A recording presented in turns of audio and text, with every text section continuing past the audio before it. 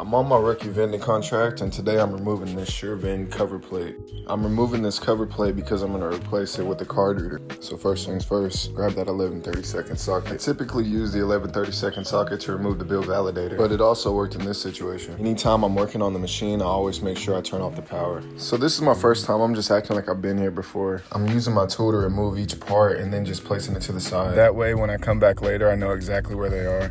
Once I get all the parts off here, I just shimmy the piece off and it just slides right off. Now, I do not recommend using that baby ass screwdriver, but I did for this situation. Notice how I quickly changed.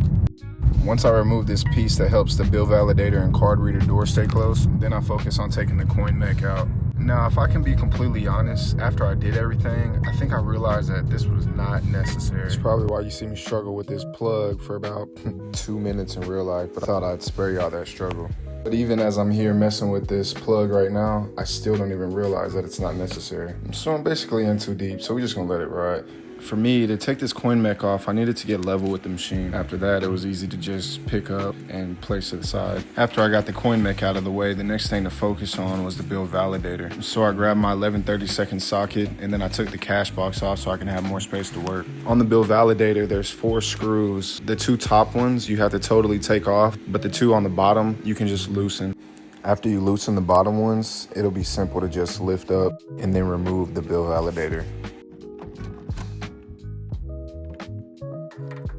So about this point is the point I realized that, dang, removing all that probably wasn't necessary. I feel like next time I do this job, this will be the starting point. But learning how to work on a machine is still a huge plus. So I removed the ribbon cable, and then I noticed there's 2 more areas to loosen. I'm looking to be as careful as possible so I don't drop this down into the machine. As I'm loosening the other side, I noticed the front of the machine beginning to separate just like I needed to.